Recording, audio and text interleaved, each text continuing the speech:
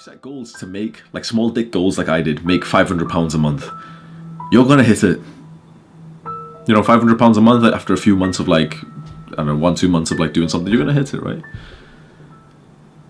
If you set the goal for $10,000 per month, you're gonna hit it. Of course, you're gonna need to put in the work. You're gonna need to do the right actions. But the only way that you'll ever make this much money, unless you get completely fucking lucky, which just doesn't happen. Okay, let's assume we're not lucky people. The only way you make this good amount of money is if you set the intention to make this money. So what's going on inside of your brain right now that's telling you not to? Think about, like, do some introspective work on this, because I'm telling you right now, this level of success and wealth that you want, that will change your life, that will change your family's life, that will change your future family's life, and all everything, like part of your life, your friends, everything, your freedom, is based, I promise you, please believe me when I say this, that your level of wealth is based entirely on your mindset. 2019, around September, it was the first time that I actually really went into the workforce and really started to work jobs. I listened to everyone's advice. I went to university, I got a degree. So I have a psychology bachelor's degree from Manchester Metropolitan University. And I wasn't like, you know, the best student at all. I didn't even focus. And so the rate, what's the word? Like, you know, the level of degree, you know, you can get like first class honors or something. I got one of the worst ones. I got like third class honors, which essentially meant that I went to university for years and eventually got a degree that didn't even change my eligibility to get jobs. And so after I graduated, you know, I had experienced life as like, you know, university, living out at uni and, you know, with the student halls and sleeping with girls and hyping up, going to parties. I was like, you know, just so fun being a student. I get my results, I've passed, I've got a third class honors. Overnight I went from party student, enjoying his life, to just unemployed. And reality hit me fucking hard. I lived like really caged in from reality. So, you know, through my time in university, I never once thought about like money or anything. I was just always thinking about partying, and, you know, like I was just getting student loans and money from my family, money from like random part-time jobs which weren't that serious. But for the first time in my life after I graduated, when I started to work full-time in a complaints department in like a car financing company, that's when it really fucking hit me, the reality of like how bad it is if you're just a normal drone worker, 9-to-5 kind of worker. When I mentioned this kind of story, the criticism I want to address straight away is that a lot of people say, oh well, you know, like 9-to-5 workers are required, like, you know, because they do really important stuff. And of course they do. Okay, fine. No one's saying that like being some bin man or something, no one's saying that that's like not needed for society. But chances are, if you're watching this kind of video, chances are you just don't want to be the guy who absolutely, oh yeah, we need janitors, but like you probably don't want to be one. Yeah, there might be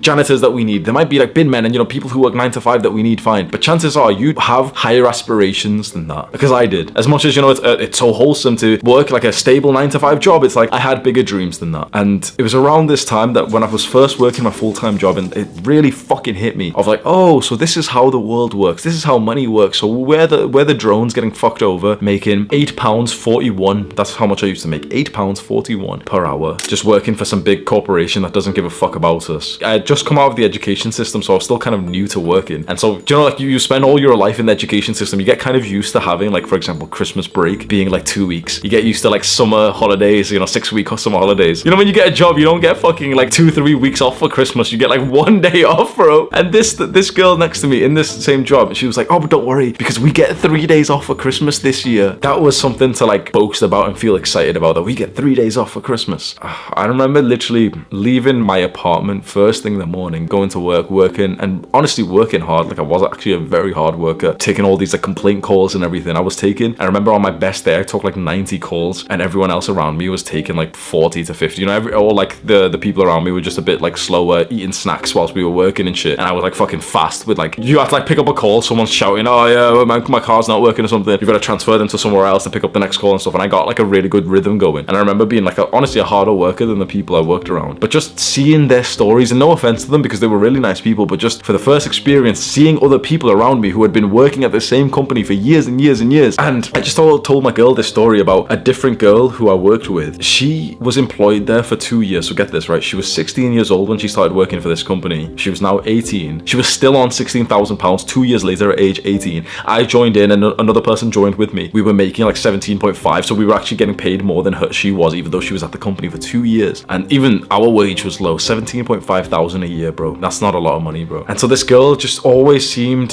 you know, depressed, and she would literally burst into tears in some shifts and go like run off to the toilet and everything. She just didn't seem happy with her life. And I literally remember her one time having tears in her eyes of how much she hated this job. And do you know what she did, bro? She's talking to me about this. She shows me her phone lock screen and says like, oh, but that's my baby. This is why I do this. This is why this job's worth it. And you know, this story would sound so sweet if it was an actual baby that she showed me on her lock screen, but it wasn't. What she showed me on her lock screen was a car. She showed me on her lock screen a car, and she said that, oh, but that's what makes it all worthwhile. That's my dream car. It was always my dream car. And with this job, I've been able to afford that. Car finance, by the way. Like, I've been able to afford to get this car on finance. And I didn't want to give her a lecture or anything, but I was thinking, what the fuck? You literally like are working 9 to 5, 5 days, sometimes 6 days a week in a job that makes you cry, that gives you depression, for a car that you've got on finance. And now you can't leave this job because you have to pay monthly payments, so you need to stay in this job. You must understand the script, or as Tate says, the matrix will keep you broke because of these desires to get shit that you can't afford. That's such a huge problem for young people, bro. You know, the overwhelming majority of young people have got, if they've got a car, they've got it on finance, which doesn't make fucking sense to me. It really, like, it blows my mind that people do this. If you have to get a car on finance, that means you can't afford that car. That means that car, it's out of your reach, but you're just cheating. You're stealing money from your future self to get the car that like is too good for you right now. I've had friends show me this, oh, it's only £300 a month, and I'm just thinking like, you fucking idiot. I'm literally just thinking, you're a fucking idiot. You're 20 years old, you just got your first job, and now you're stuck. Congratulations, you are stuck. Don't become like these people, these materialistic, hedonistic people who are just chasing like this fucking status symbol of like, oh, but I've got a BMW now, or a 5 Series, or you know, some fucking bullshit they'll say about some car or something, or like just expensive, oh, like, oh, you see my new trainers, bro, oh, why are you spending money that you don't even have? The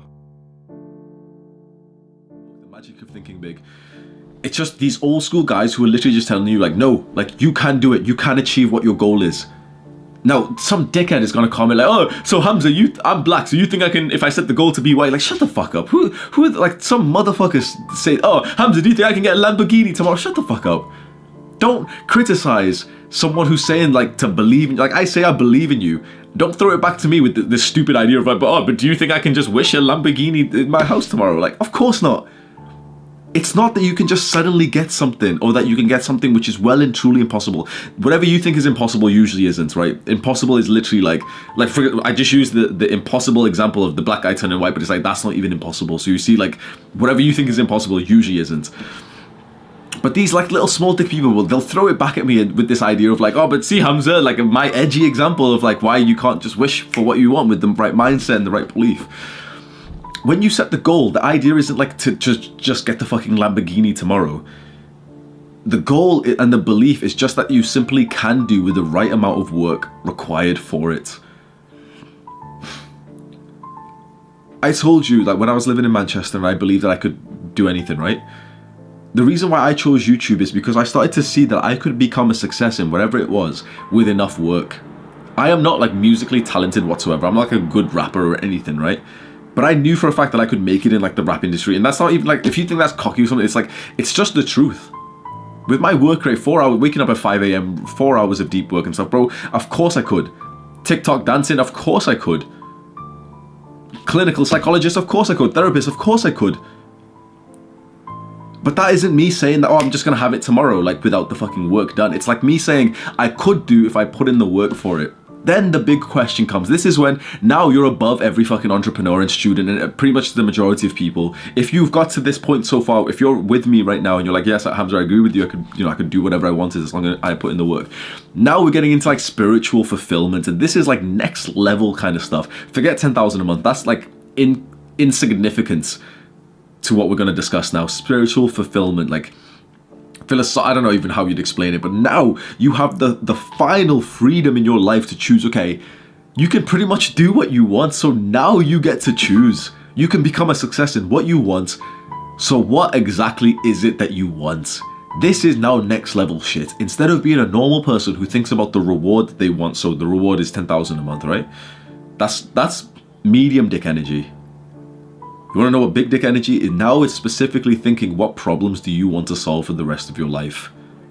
Because you know that you can go down any career, any business, because with enough work, you'll learn it, right? Even if it's about gardening.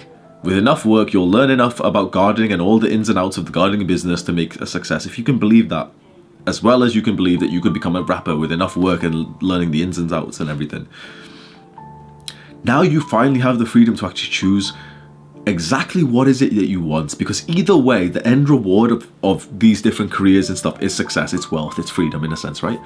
But now you can go one big step further than that and actually think to yourself, what problems do you want to solve? No one does this. Average people, go to the education system and they think, what do they want? Oh, I want a well-paying career. The company car, free fruit Fridays. So they go down the degree that they want. Businessmen, like aspiring businessmen and entrepreneurs, like medium to small dick energy entrepreneurs. I want to make money. I want to make YouTube videos. That's what you want, but what specifically is it of the downsides that you wanted? Because your life is always going to have downsides. You need to understand this. You're always going to go through problems. Now you're getting one huge step in front of everyone else where you're thinking, what type of problems do you want to solve? I didn't want to solve the fucking problems of being a coder. Of like just being sat at my desk like 10, 12 hours like a fucking software developer of like every Indian and every Pakistani guy's doing this now. Like, I'll make your website for $100 or some bullshit. I didn't want to solve that shit. I'm not a fucking like little desk type of guy.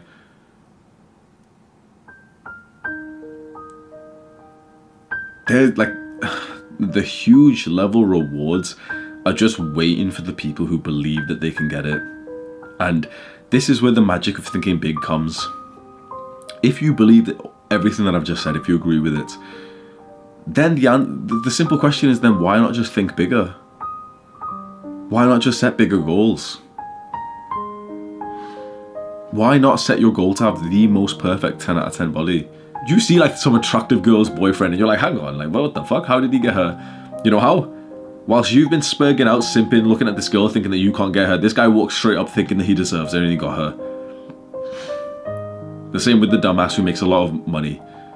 The same with the person who makes a lot of success. They literally just thought, yep, someone's gonna get it, why not me? So why not you? Do the hard work, especially when you don't feel like it.